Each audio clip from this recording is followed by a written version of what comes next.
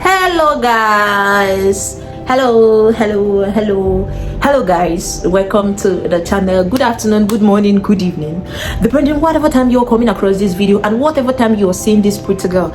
My name is Choma, a Nigerian based baby lawyer. You're welcome back to the channel, and if you're seeing my face for the first time, I love you and I welcome you to the channel. If you happen to be an Igbo person, you will know the song that I just played, talking about siblings, that when you're angry with your brother or your sister for the fact that you all are siblings, it doesn't get to your bone, it doesn't get that deep.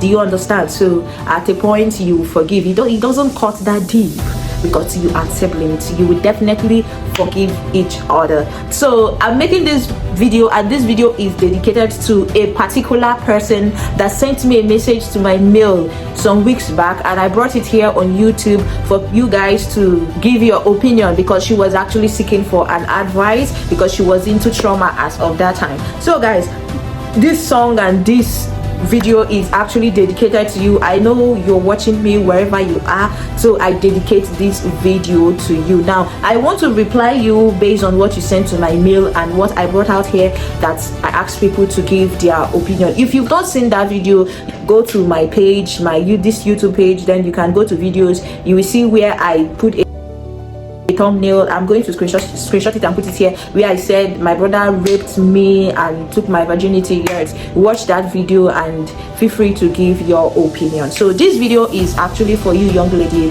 wherever you are. I love you and I celebrate you, so I welcome you. Now this song I played from the beginning of this video is to tell you that even people know that the quarrel or the misunderstanding between siblings, they don't linger. Even if it lingers, they will still forgive each other, but it doesn't linger and the pains don't cut that deep.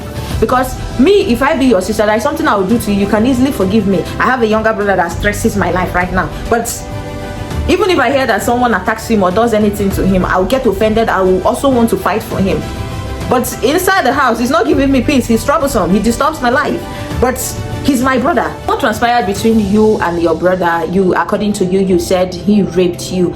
Yet now let's take rape to our legal terms. The word rape is having unlawful carnal knowledge of someone without the person's permission, or even with the person's permission, but the consent was obtained by a means of fraud, misrepresentation, by force, threat to life, threat to any harm, because the person was afraid that you might hurt her. That was why she succumbed to what you asked for. If at first someone say, no, I don't want to have sex with you, or what you're asking from me, I don't want it, and you persist and you continue, and the person keeps saying no and no and no, even with the first said no that the person is not interested, if you continue on your own, you've raped the person.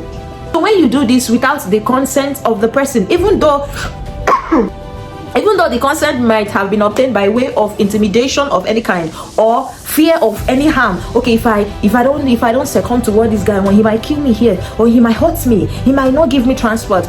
And section 357 of the criminal code used in Nigeria defines rape. The 358 talks about punishments for rape, and punishment for rape is a grievous offense, is one of the capital offenses we have in Nigeria. So one of the punishment for rape is life imprisonment. It's obvious that what happens in Nigeria today, that they overlook rape.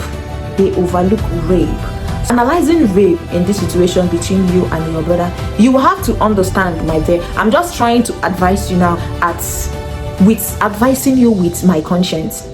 This is your brother, and from the storyline that you told me, I learned that this your brother protects you. He doesn't even want any guy to take advantage of you. He doesn't even want anybody to hurt you. He doesn't want anybody to mess with you. He's always protecting you, giving you all that you need so that you can be a good girl, or for you not to get hurt. Let's not say because I wanted this guy slept with me, or he took advantage of me, or something like this happened because I wanted this. Let it be that you were ripe for marriage, you got married, and you're living your life. Basically, what transpired between you and your brother, in the legal term, I would find it to be that he was intoxicated. You also know very well that this your brother was intoxicated. He was not in his right frame of mind.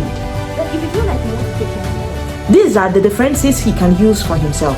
Defense of intoxication is a defense that can avail a person of any crime. Yes, you also know that he was intoxicated. If he was normal, he wouldn't have done something like that. This is a brother that protects you. I know very well that wherever he is, he's regretting his actions and he wish he never did something like that, which you also know. Your mom is not alive. You don't have any other person. This is just the only sibling you have, your mom and your father. Let's just say the devil came and he overworked. You came back that day. He might be thinking, yes, mind you, maybe his girlfriend visits him in the house and maybe he must have thought this should be my girlfriend. Do you understand? So please, I'm just pleading with you to just wave it aside. Your brother was actually intoxicated. Take it to anywhere. If from the story you told me your brother already at first, or from the initial, or from the onset, he had been making advances at you, I would say yes, it was intentional. But he never did such a thing. Rather, he protects you from things that will hurt you, things of such that will make you shed tears, because he doesn't want to see the only sister he has shed tears. So whatever he did, he didn't do it in his right senses. He was intoxicated. That was why he did it. Believe me, if you forgive your brother, your mother, wherever she is, she'll be very happy. You are a hero. You are a star. Don't be depressed. Don't use it against him. Go home. I don't know if you're still wherever you ran to. You said you left the house. Because if I were you, I would still do the same. I'll run away from the house. I'll turn off my phone. I wouldn't want anybody to know my whereabouts. I can even I'll go to the extent of breaking my SIM card so my brother won't be communicating. I bet you, your brother is worried wherever he is. He wants to see you. He wants to talk to you. He wants to apologize to you. I put it to you that your brother wouldn't want to see you get hurt. It's an honest mistake. He has the defense of intoxication to avail him. Because if you never can tell, he's regretting it now. If he actually knew that you were the person he did that to, he's regretting it now. He's totally sorry. He's sincerely sorry for what he did. I'm very much sure he's sorry. So please, I beg of you to forgive him. Don't take it to her. Don't harm yourself. Don't see him as whosoever. Keep seeing him as your brother. Such a thing will never happen. Forgive him. Move on with your life. Go to him. Go back to the house. He must have been looking. I think he might be looking for you everywhere. You say you want to take it up legally. Taking it up legally. Are you going to institute an action against your brother, who you are very much aware that what he did, he didn't do it when he was in his right senses? Do you want to put your brother in prison for life? No. You wouldn't want that for your brother, and I wouldn't want that for me and your brother. I just appeal to you and plead with you to please forgive him. Please go back home, so that you can talk things out with your brother. I know he's very sorry. He might even have hurt himself where he is. So please, go and put him on check, so that he won't do anything stupid. I know he must have regretted. He's regretting and still regretting till now. I'm very sorry. And then to your boyfriend, if your fiancé is already aware that you were a virgin while you guys were dating before the incident happened between you and your brother, please, I will urge that you look for another way to tell him that you lost the virginity, not letting him to know that your brother did that by mistake. Please, I think if at the end he ends up marrying you, he will never forgive your brother, because he's an outsider. You're the only one that will forgive your brother, but him will never forgive your brother. So please look for a way to tell him. And please, I just don't want you to put your brother in the middle or to involve your brother. Me, I don't care if it warrants him leaving the relationship. Men never finish. If I were you, I wouldn't feel happy telling my boyfriend that yet one certain time or one fateful day my brother got intoxicated and he forced himself on me and I lost my virginity. I wouldn't have that confidence to tell him. So to me, I don't know for any other person here, I can raise another thing outside that look at what happened, because I don't want him to start hating my brother if at the end of the day it's better we both get married. It's better I tell him someone imaginary that he can never place his face on, or he can never set eyes on, he can never get to know. It's only me and my brother that knows what happened.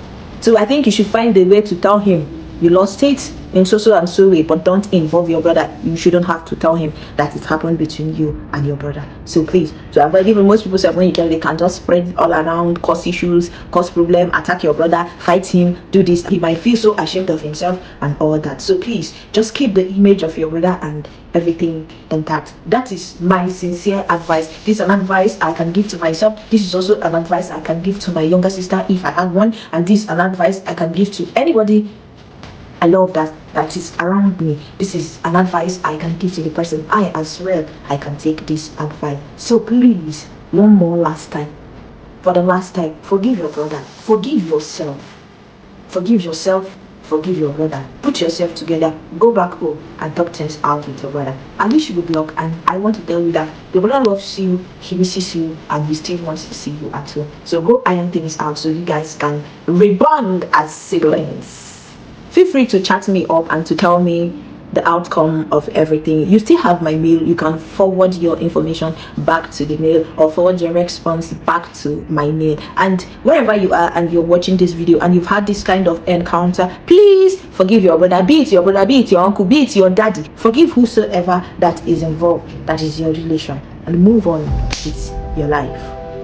For the fact that the reason this is the only reason I'm saying forgive is the fact that this guy was intoxicated. If this person had a good reason that this thing happened, please forgive. But if it's intentional and continuous, don't forgive. I don't want you to forgive, please. If you feel you have anything you want to share with Barrister Chioma, I'll leave my email down here. Then you can send your messages. Why you want me to bring it here? Fine, I'm going to get it here. So feel free to express yourself in the comment section and in my mail. If you find this video interesting, why not like the video, share the video, leave your opinion and suggestion down in the comment box. Try subscribing to the channel, give the video a thumbs up. I'm still your baby lawyer, reporting live from Imo State. See you in my next video. Bye for now.